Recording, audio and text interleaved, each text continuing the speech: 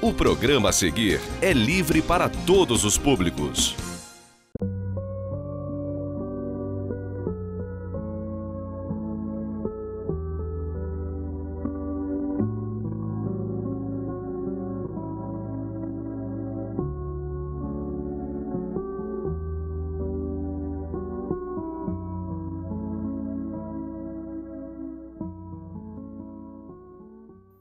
A vida é como uma montanha-russa, tem os seus altos e baixos. Por isso, na vida, é importante saber aproveitar cada momento para fazer valer a pena o nosso ingresso. Queridos amigos da TV Zoom, estamos iniciando mais uma Atualidade Espírita. Este programa é uma criação do 8º Conselho Espírita de Unificação, que tem por objetivo levar a todos o conhecimento da doutrina dos espíritos, codificada por Allan Kardec.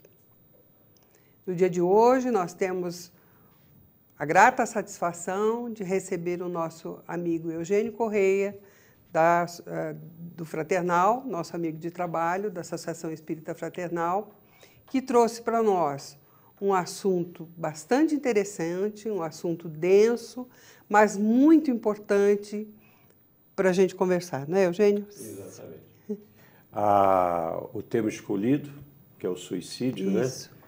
Eu acho que é um assunto muito emergente, cada vez mais, né?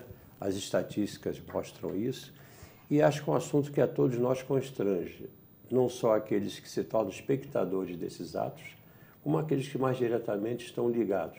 E mais ainda, no decorrer da entrevista, isso vai aparecer, aqueles que são seus autores. Né? Uhum.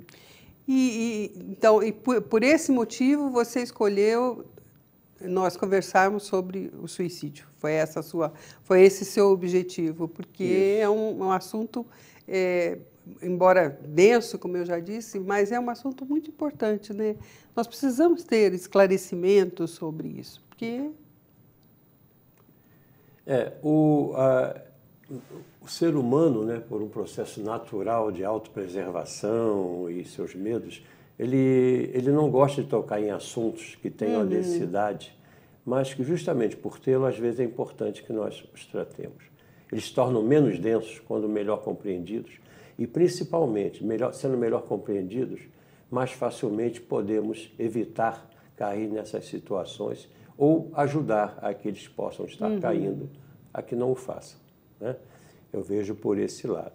E essa questão também da escolha, a densidade dele, as estatísticas mundiais hoje, em todos os países, mostram um crescimento assustador. Uma hora ou outra, né? Sim. As manchetes nos revelam isso. No Brasil, ele tem crescido demais.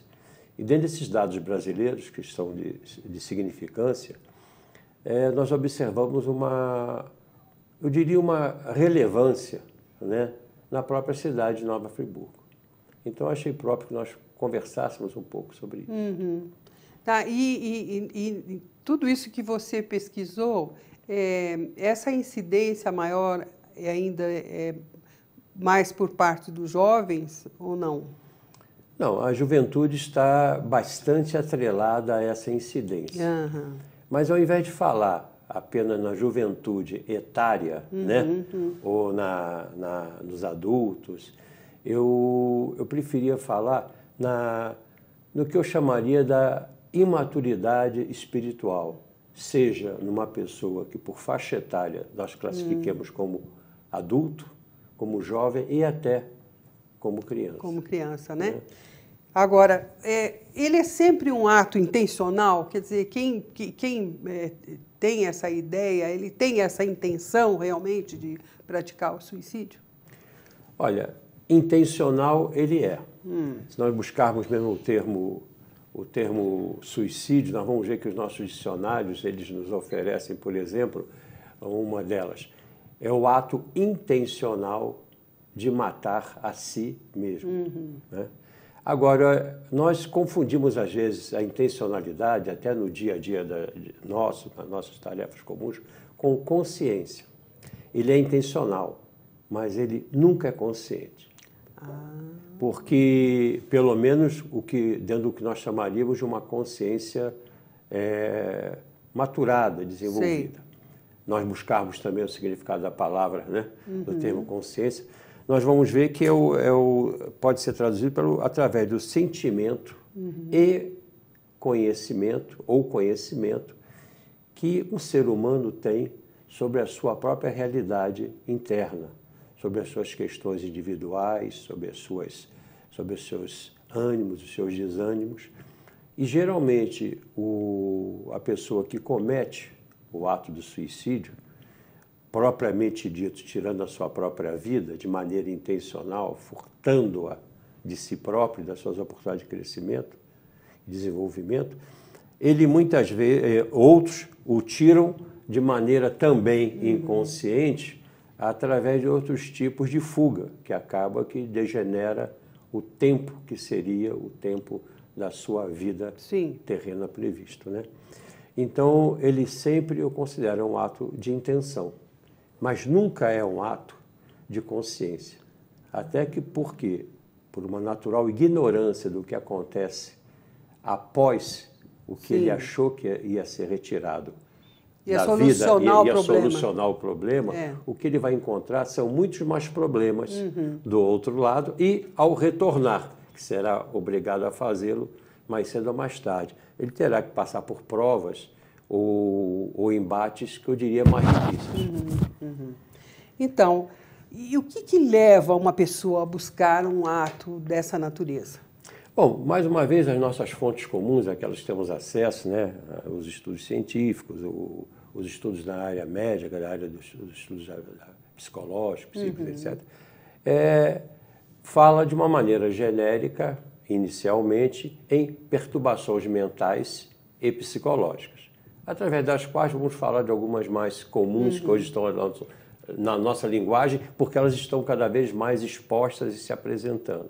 A depressão, a questão do embate bipolar, a questão da esquizofrenia, a busca de várias substâncias alucinógenas, das até permitidas e, infelizmente, ainda incentivadas, como é o caso do álcool, né? A outras mais tóxicas e, vamos dizer assim, ainda socialmente negadas, né? como permissão. Isso é o que faz, né?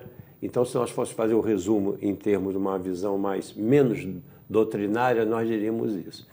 Mas eu vou falar numa outra coisa que pode sintetizar a procura de uma dessas formas de fuga.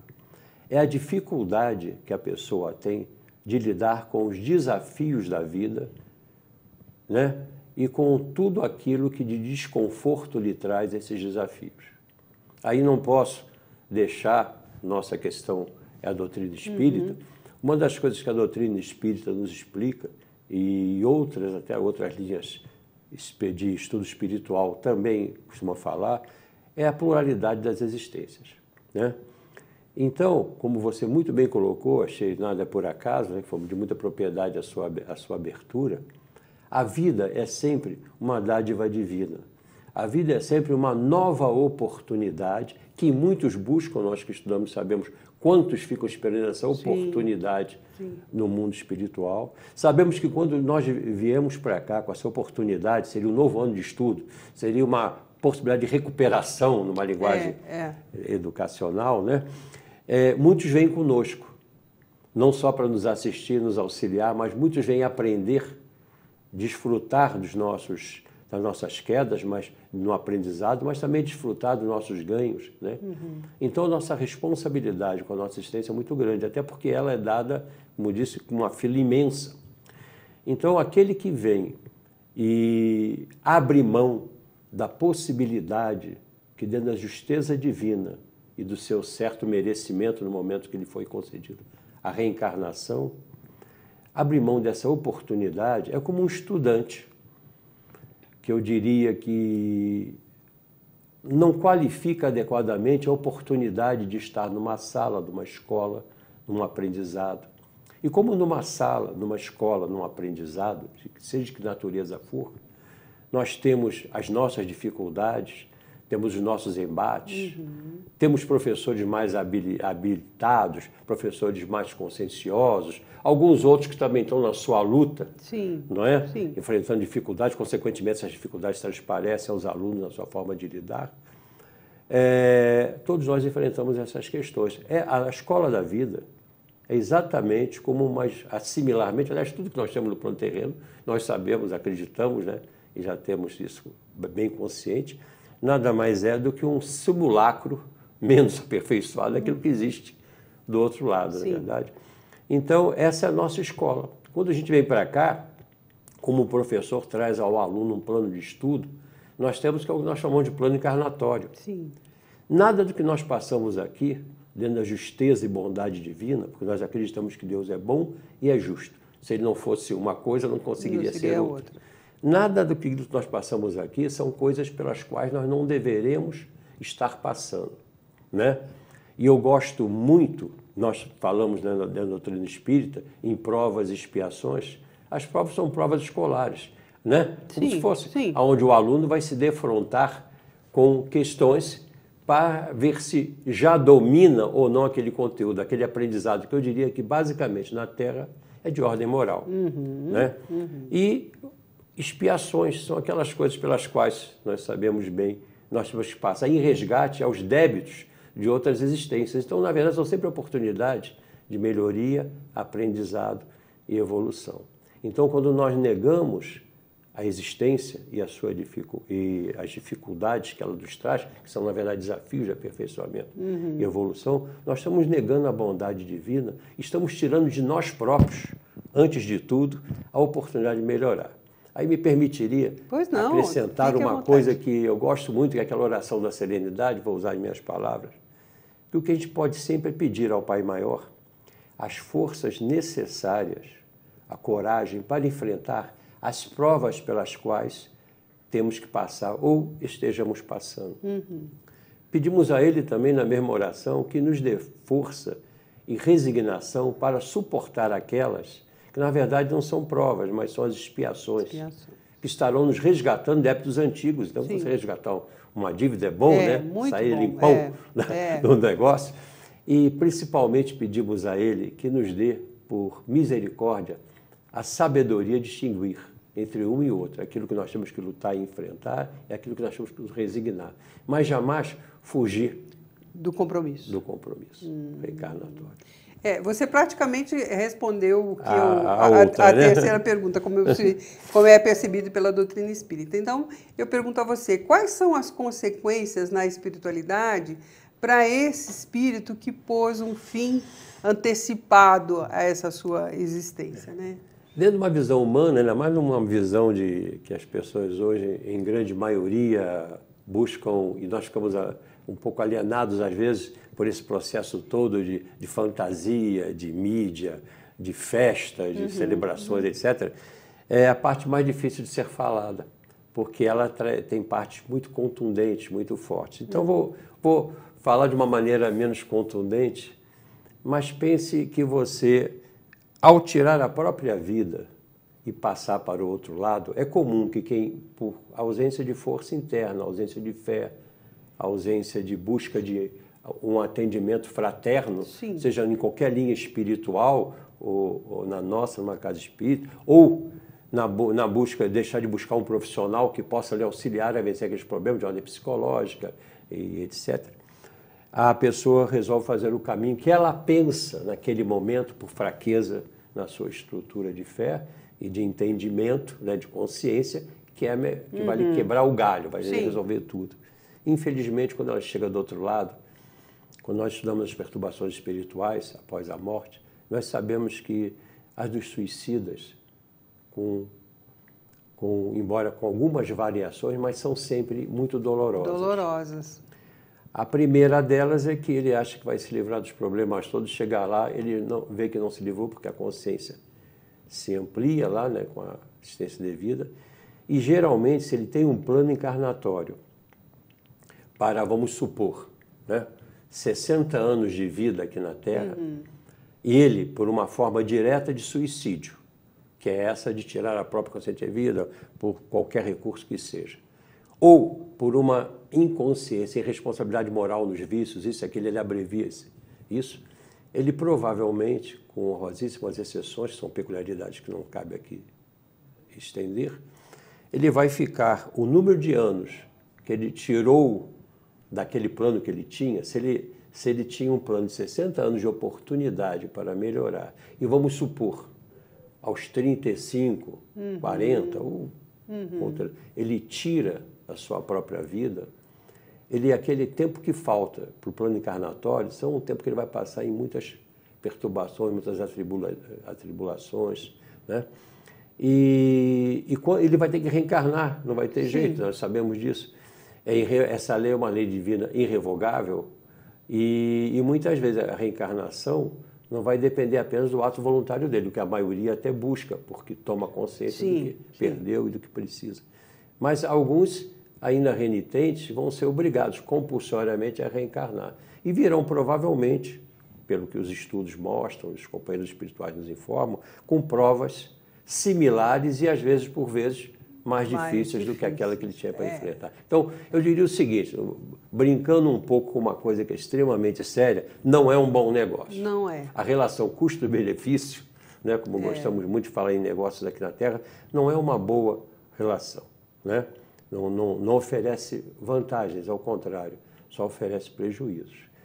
Também há uma situação que essa também nos constrange um pouco às vezes a ouvir, mas é importante que, como ele está muito atrelado ao corpo, e como geralmente esse ato acontece, também com honrosas exceções, no momento que ele ainda está em pleno vitalidade, vigor, né? Vigor. Em termos ele pode estar depauperado psicologicamente, fisicamente estragado, vamos dizer assim, mas vamos dizer assim, ele está em pleno vigor do seu plano encarnatório, ele custa muito a ter uma natural separação do seu corpo físico do que seria o corpo astral, né, que ele se liga ao corpo espiritual, que seria o perispírito. Então ele sofre bastante nesse período, porque muitas vezes é como se ele tivesse, ele sente todo ele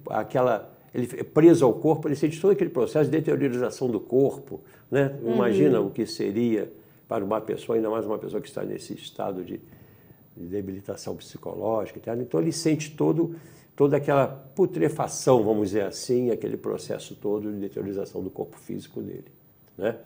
E certamente isso os livros dizem, né, que é os estudos mostram que é assim uma sensação indescritível, às vezes com palavras. Um livro que muito bem fala disso, muito conhecido entre nós, né, que é o Memórias de um Suicida, da Ivone do Amaral Pereira. Isso. Ele retrata ali coisas que, ao ler, a gente, mesmo nós que estamos acostumados a estudar, estamos até acostumados em determinados momentos a conversar com os amiguinhos do outro lado, né, na península, isso mexe conosco, né? As palavras mesmo, né, que na nossa língua, por mais... As línguas latinas são ricas, mesmo assim, ainda são frágeis para a plenitude dos seus significados, né? É um espírito que falido no sentido de ele faliu, como nós falaríamos num empreendimento nosso, ele teve a falência no empreendimento do plano encarnatório dele. Ele teve a falência na oportunidade dele. E quando essa consciência toda vem, independentemente dessas outras sensações que eu comentei com você, é um sofrimento muito grande. Como nós, ainda encarnados, muitas vezes, quando olhamos para a nossa vida e verificamos as oportunidades que desperdiçamos, né? O sofrimento, às vezes, quando a nossa consciência se eleva, é muito grande. Quer dizer, a oportunidade. Eu diria o seguinte, um joguinho de conversa que eu acho muito bonitinho também, que ele diz o seguinte, que na nossa vida mesmo, nessa passagem que nós estamos, o passado, as pessoas ficam muito presas ao passado, né? Mas o passado só pode ser resgatado de alguma maneira no momento que nós estamos, no aqui, no agora, no presente. Outras pessoas ficam muito preocupadas com o futuro, em controlar o futuro, que é impossível não controlar. O futuro só pode ser controlado mais uma vez, pelo presente. Então, numa visão espírita, dentro de um processo de reeducação reencarnatória, de educação reencarnatória, as outras existências, a reeducação, a compensação, o resgate, né? A nossa evolução em relação a elas, nessa oportunidade do aqui e do agora, desse presente, é a vida que nós temos. E qualquer coisa que queiramos ao futuro prever, não queremos mais maior, coisas piores, outras provas mais densas, queremos evoluir espiritualmente, passar, quem sabe, a esferas de níveis mais adequados e mais agradáveis, eu diria, só pode ser resolvida também no presente. Sim. E na brincadeirazinha das palavras, a gente diz o seguinte: não é à toa que o presente tem o nome de presente. É o presente divino às nossas oportunidades. Daí a valorização importante de cada dia, de cada minuto de vida, como você hoje colocou bem. Mas é mesmo, né? Cada dia é único, Exatamente. não é? Nós temos que aproveitá-lo ao máximo, todas as oportunidades que nos são concedidas, né? Eugênia, esse assunto é muito interessante, muito importante, mas nós vamos pedir a você e aos nossos telespectadores um minutinho para o intervalo, mas nós já voltamos.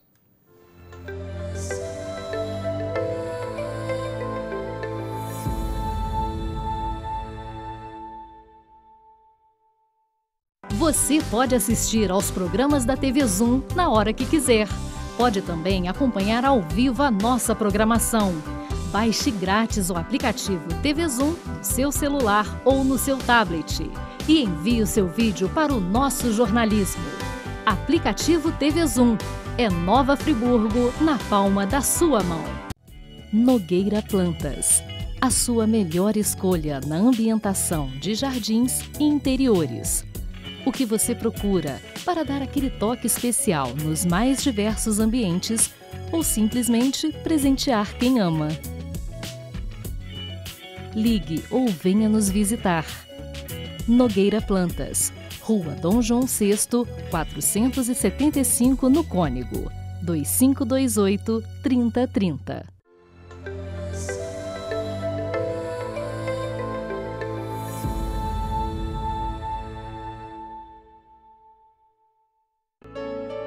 Aquele que faz alarde de suas virtudes não é virtuoso, pois lhe falta a principal qualidade, a modéstia, e sobra-lhe o pior vício, o orgulho.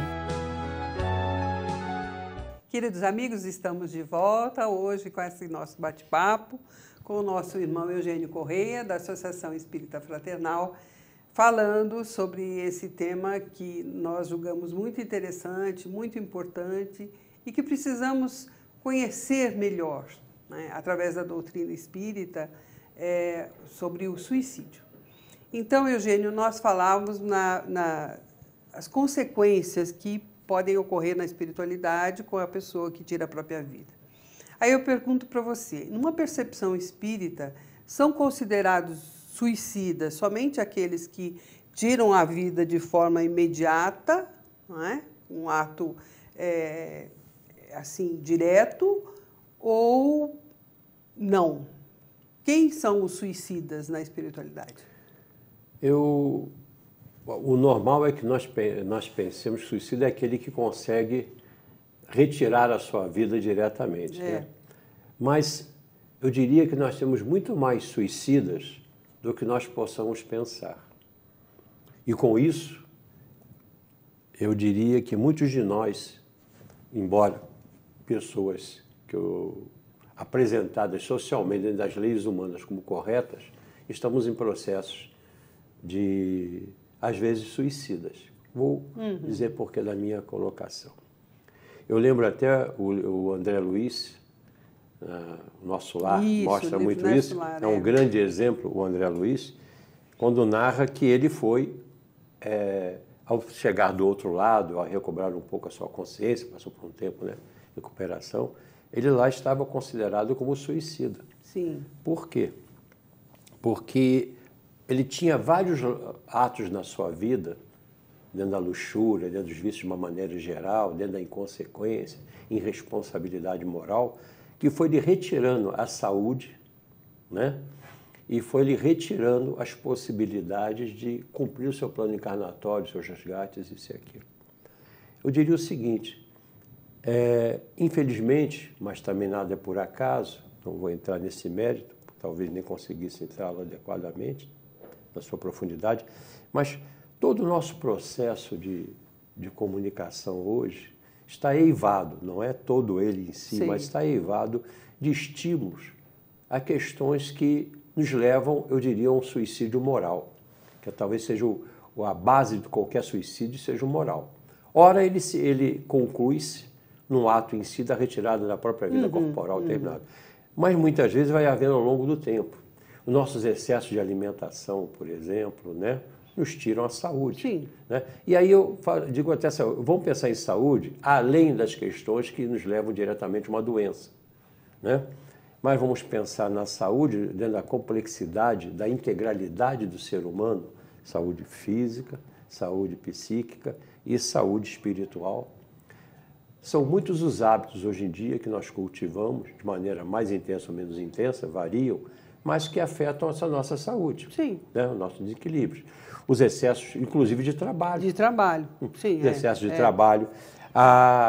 Tudo aquilo que nos leva aos processos de ganância, vivemos em cima, isso vai nos... Materialismo, né? O materialismo, o consumismo dentro desse materialismo, os sofrimentos que criamos para nós e para quantos outros, em função da nossa ganância, em função do nosso orgulho. Tudo isso é um processo de suicídio. Me lembro que uma das passagens do Livro dos Médiuns, né, Allan Kardec, aquele pesquisador incrível, vamos dizer, a sistematização da doutrina do espírito, ele naquela ânsia do aprendizado, aquela coisa científica dele, ele perguntava aos espíritos, e uma dessas perguntas, um espírito lhe botou um limite. Ele disse, é justo a sua curiosidade, mas ainda não é a hora dessas coisas serem resolvidas. O principal desafio do homem, do ser humano na Terra, é o desafio moral. Então, o nosso planeta é considerado um orbe de provas e expiações, porque nós estamos sendo provados, temos cada um de nós dentro das suas provas. No nossa evolução moral, da mesma maneira que temos que expiar, temos que passar, temos que nos sentir o peso dos débitos morais feitos no passado. Então, o suicida, na verdade, somos muitos de nós, né? Na medida que cultivamos em desrespeito às leis divinas, e eu diria que uma referência básica das leis divinas, objetiva, é o Evangelho de Jesus. Né? O Evangelho do Espiritismo, eu acho que ali, ou outro Evangelho que fale da vida de Jesus, porque Jesus, além de ser o maior espírito, o espírito mais desenvolvido, por nós considerado o governador do nosso planeta, que veio à Terra, tudo aquilo nos ensinamentos dele, no próprio exemplo da vida dele, são exemplos que nos orientam ao caminho do que seria um caminho de recobrar a nossa retidão da caminhada moral. Então, nós consideramos, né, como o próprio nosso lá mostra em relação à vida de André Luiz, suicidas, não apenas aqueles que tiram diretamente a sua vida, mas aqueles que até, sem aparentes desatinos, tiram a sua saúde, né? Tiram a sua moralidade, né? De uma maneira geral, se envolvem, através disto, em vícios diversos, né? Alimentam em si defeitos que, vamos dizer assim, estimulam ou reestimulam, né? Coisas de existências anteriores que ele veio aqui para superar. Motivos, todos nós temos, pelo nosso passado, daí estamos em provas e expiações aqui, todos nós temos, uns mais, outros menos. Agora, na medida que nós permitimos que os estímulos internos, que estão em processo de superação, de recuperação, sejam alimentados pelos externos, então internamente, melhor dizendo, até eu diria o seguinte, os motivos que nós temos sejam alimentados pelos estímulos externos e que eles cresçam e nos levam ao caminho que contraria o Evangelho, eu diria que nós somos suicidas em potencial. Em potencial. Tiramos a nossa vida de várias maneiras. Ou, melhor, reduzimos o tempo do plano encarnatório que nós temos, com o qual nós temos compromisso. E é uma verdadeira, como já dissemos hoje, presente oportunidade de não passarmos pelas mesmas situações. E André Luiz também enfatiza nas suas obras que muitas vezes esse ato, né, dessa vivência fora das leis, do Evangelho de Jesus, dos preceitos que ele deixou, como você bem disse, fazem com que a pessoa abrevie a sua estadia e que torne essa vida algo assim insuportável, porque ela se deixa levar tanto por coisas tão pequenas, né, e que não lhe trazem benefício algum, né?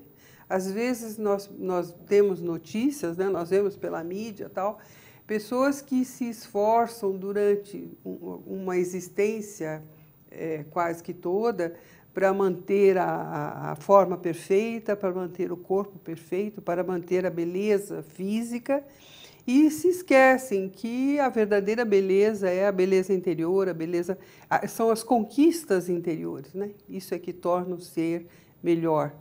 Então, são pessoas que deixam de viver, né? Deixam de lado essa oportunidade tão grande que nós temos, né, de crescer, para se apegar a coisas tão pequenas, e elas mesmas vão contribuindo para esse suicídio em potencial. Né?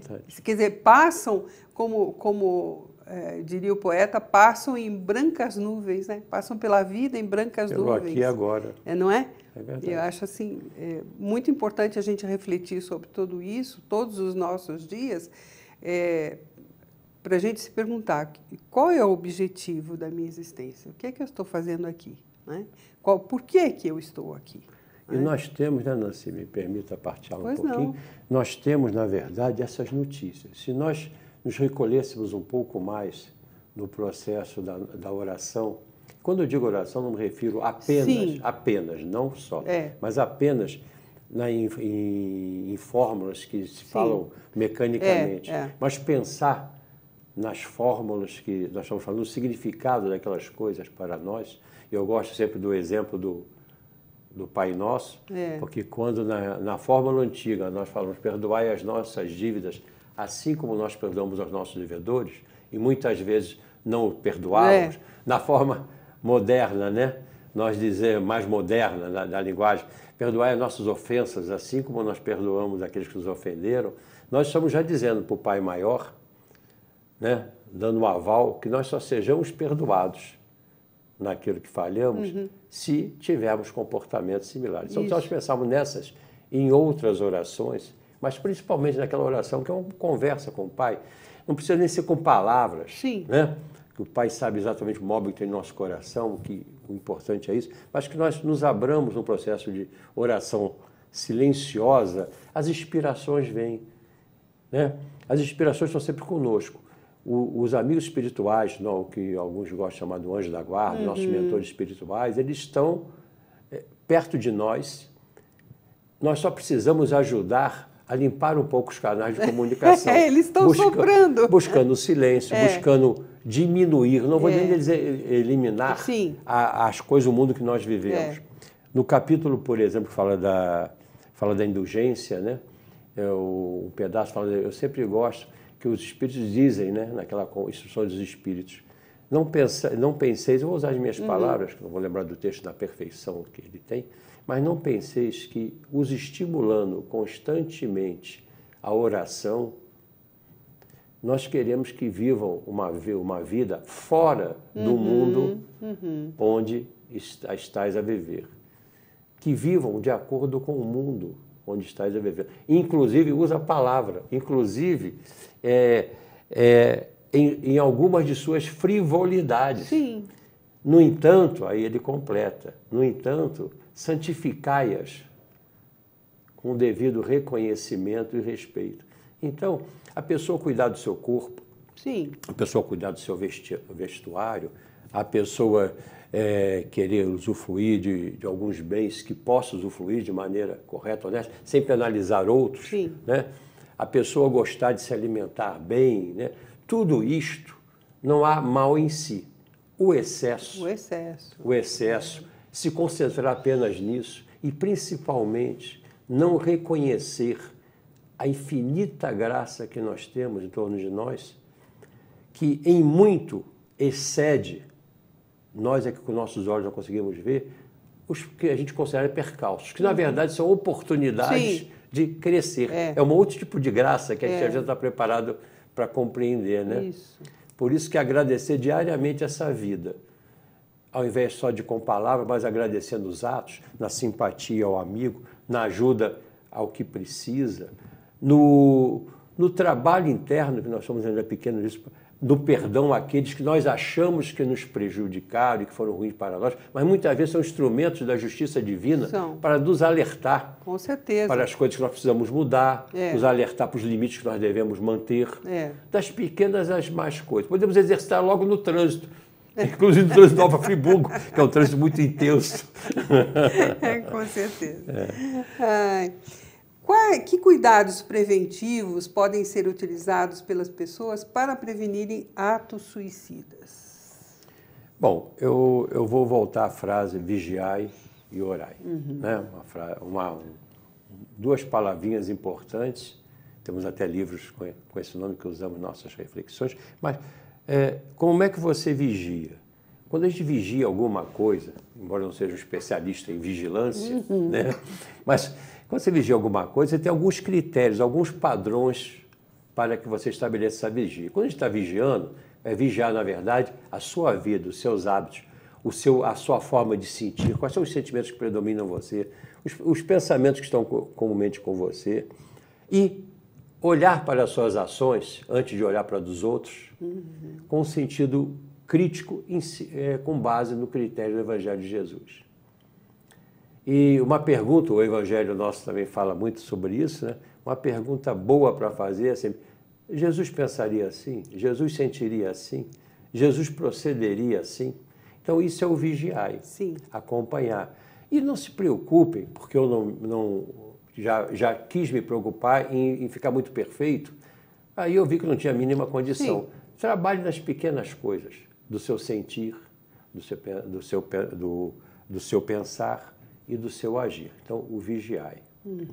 O segundo é o orai, né? Que os dois estão intimamente ligados, apenas colocados nessa fase, porque quando você ora, o que a gente pede principalmente é a inspiração de coração aberto para as coisas que você deve enxergar, principalmente a clareza no seu pensamento para enxergar o caminho que você precisa fazer, tendo por base o objetivo, que é se aproximar dos exemplos do mestre maior, né?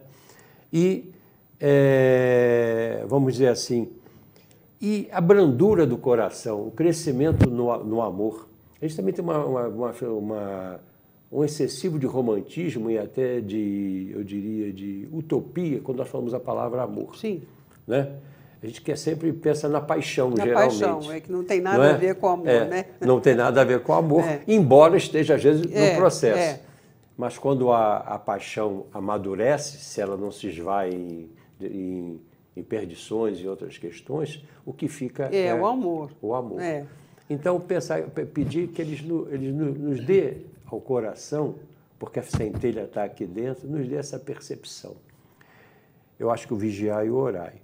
E coisas que nos ajudam são práticas, por exemplo, seja em que for linha religiosa, o espiritismo, no momento é nosso, por exemplo, já passei por muitos, mas foi aqui que eu me encontrei mais, que é uma fé raciocinada, uma fé que nos explica, uma fé que mostra o que acontece do outro lado, uma fé que não nos faz acreditar simplesmente por acreditar, mas nos faz dar crédito a tudo que o Evangelho diz, por compreender as suas causas e as suas consequências, mas por outra linha que o seja. Uma vez, uma pessoa que estava intuída, estava acompanhada na hora, eu perguntei a ela: minha irmã, eu quando oro, embora eu tenha, dentro da minha pequenez, né, espiritual ainda, a intenção do bem, mas eu nunca sei se o que eu estou pedindo é exatamente bom para mim. E se, em sendo bom para mim, se eu estiver certo, não pode prejudicar alguém. Ela disse: meu irmão, é justa a sua pergunta. Eu vou te dizer o seguinte: toda vez que você orar, estabeleça um filtro do seu âmago, do seu sentimento, no seu coração. Não diga palavras por falar, o que eu vou dizer antes. Mas diga o seguinte: Pai, me conceda o que eu estou precisando para o meu engrandecimento, me conceda essa coisa que eu estou vendo como sendo bom para mim, que não seja mal para ninguém, respeitados os princípios da verdade, da justiça e do amor, exemplificados pelo Mestre Jesus. Se isso for dito de coração, o filtro se estabelecerá e a sua oração trará todo o benefício que precisa e certamente inibirá qualquer malefício que a sua fragilidade ainda de consciência possa estar deixando que manifeste. Então, eu acho isso, o serviço na caridade, por exemplo. Sim. E caridade não é só dar aquilo que nos sobra ou dar materialmente alguma coisa a alguém. É caridade uma palavra, é caridade um cumprimento, é caridade um pedido de licença, é caridade principalmente, como disse aquela no intervalo, foi reaberto, é caridade ao desenvolver a modéstia, é caridade procurar trabalhar o seu orgulho, é caridade procurar cultivar seus sentimentos em relação ao outro, principalmente aqueles que você acha que prejudicaram o que tem interesse. É caridade ajudar, é caridade participar de uma campanha do quilo, como muitas casas espirituais faz aquilo, né? É caridade pegar uma parte do seu tempo e fazer ele útil em relação a você mesmo, cultivando bons hábitos, e em relação a outros. Você tem tempo. O tempo é uma opção sua, não é? De utilização. É caridade você trabalhar em obras meritórias, né? E às vezes não precisam ser grandes, que a gente pensa sempre nas pequenas obras, começando por dentro da sua casa, né? A caridade de ouvir uma pessoa mais velha e ter essa paciência. E diminuir, às vezes, o tempo de uma televisão, de um programa, que pode ser uma frivolidade, não quer dizer que não possa ser visto. Não acrescenta muita coisa. Não acrescenta muita coisa, né? E ouvir, às vezes, um filho que está te perguntando e você, às vezes, está despachando ele com qualquer resposta, né? É caridade para com você mesmo. Ler um pouco do Evangelho, ler uma obra que te edifique, que te traga pensamentos bons, já que 90% das coisas, o percentual 90% é um chute aqui, de conversa meu na fala, né? Mas, na verdade, o que está em volta de nós, geralmente, nos leva para longe disso tudo que eu acabei de falar. Com certeza. Né? Então, eu acho que é uma das formas de a gente prevenir isso. E não dispenso procurar profissionais que possam te ajudar. Procurar os amigos fraternos, os do outro lado pela oração, mas os daqui. Também. Nossas casas espirituais fazem atendimento fraterno, né? Procurar, a gente faz em coach para tanta coisa, né? A gente faz coach, eu sou coach, a gente faz coach para tanta coisa. Tem gente querendo sempre evoluir no emprego, que é natural, descobrir a melhor posição na carreira, tem tantas outras especialidades. Por que não um coach fraterno? Por que não um treinamento para você ajudar a você próprio a desenvolver a sua reforma íntima, o orgulho que você não consegue contornar, né? A ambição que você não consegue colocar limites, a sua gula, né? Se o coach pode ajudar, por exemplo, a trabalhar, pode ajudar isso. Como até no atendimento fraterno nós procuramos ajudar os irmãos, né?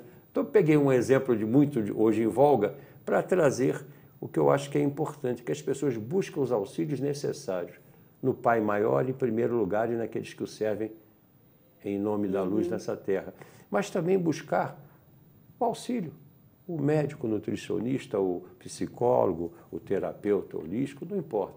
Aquele que estiver comprometido com o trabalho que faz, em função de te ajudar a melhorar e vencer teus limites. Que bom, que bom. Eugênio, eu gostaria que nas suas considerações finais você fizesse um fechamento sobre esse tema que nós tratamos hoje. Olha, eu fiquei pensando que, já uma vez que eu vim aqui, tu pediu as considerações finais, né? Aí eu falei, repeti algumas coisas, e eu vou pedir a permissão a você e àqueles que nos assistem, porque eu trouxe engraçado, quando eu vejo a intuição, eu aceito. Eu trouxe um pequeno poema para essas considerações finais, que eu acho que resumem, de certa maneira, o que nós falamos em termos de prevenção. O poema justamente tem o nome de Suicídio. Ele foi feito por Cornélio Pires, né? Foi publicado numa obra de Chico Xavier, do livro Os Astronautas do Além. E o poema tem uma estrofe inicial e tem uma estrofe final. E no meio dessas duas estrofes tem outras tantas falando de várias maneiras através das quais as pessoas buscam o suicídio. Seria repeti-las. Então eu vou me permitir ler, porque a minha memória não me favorece, adoraria. Se nós assistimos um irmão numa palestra pública, ele fez um poema imenso, repetiu, e eu ali estava já embevecido e procurando limitar a minha inveja. Porque eu disse, que memória maravilhosa, eu não consigo. Então eu vou ler essas estrofes. E tomei a liberdade veio da intuição de fazer uma estrofe que eu vou acrescentar, mas não ao poema, que eu considero perfeito, mas à nossa fala. Então, suicídio. E a primeira diz o seguinte: suicídio, não pense nisso, nem mesmo por brincadeira. Um ato desses resulta na dor de uma vida inteira. E a última estrofe diz: tolera com paciência qualquer problema ou pesar. Não adianta morrer, adianta é se melhorar. E eu, atrevidamente, acrescentei: se não encontras forças para isto, recorre aos irmãos fraternos. Não deixes de vigiar e orar. Assim, fique certo, Jesus vai ajudar. Muito bom, muito bom. Eugênio, nós queremos agradecer imensamente a sua participação, o seu estudo, tão importante para esclarecimento de tantas pessoas, né, que nos assistem, nossos telespectadores, e nós mesmos que estudamos a doutrina espírita, às vezes temos dúvidas, né, com relação a esse tema. E temos grandes autores, Sueli Caldas, temos a Ivone Pereira, temos Hermínio Miranda, que abordam, né, esse tema. E aqueles que desejarem conhecer um pouquinho mais, busquem na literatura espírita, né, os livros de André Luiz mesmo. André Luiz cita, não só em Nosso Lar, mas em outras obras também. E tudo aquilo que servir de ajuda para aquelas pessoas que se encontram em uma situação muito delicada, sem saber como resolver os seus problemas, sem saber como tomar uma atitude diante de uma situação muito difícil, sempre existem possibilidades, né, da gente contornar a situação e conseguir sair dela, né? Esse ato é assim impensável dentro de qualquer doutrina cristã, né? Porque a vida, como nós dissemos, é um bem muito precioso que precisa ser valorizado, e a nossa responsabilidade com a nossa existência é muito grande, porque se nós estamos aqui é porque nós pedimos, imploramos para estar aqui. Então, tudo aquilo que nos abala, tudo aquilo que nos dá sofrimento, tem um motivo, e esse motivo é o nosso engrandecimento moral. Mas quando nós temos fé, quando nós acreditamos realmente em Deus, nós conseguimos passar por todos esses percalços, porque problemas todos nós temos, né? Nós já temos problemas desde o nascimento.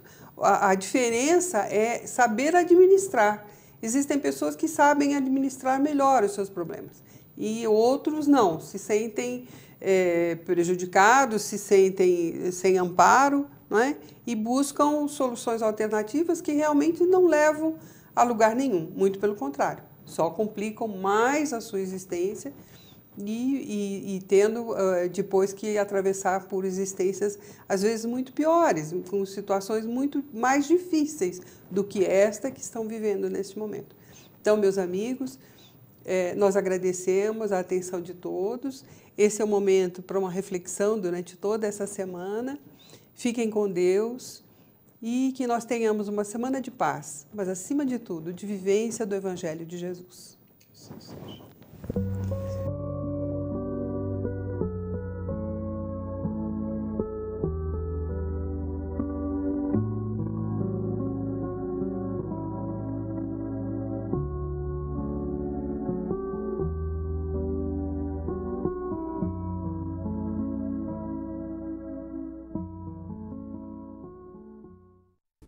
Este e outros programas você assiste no aplicativo TV Zoom.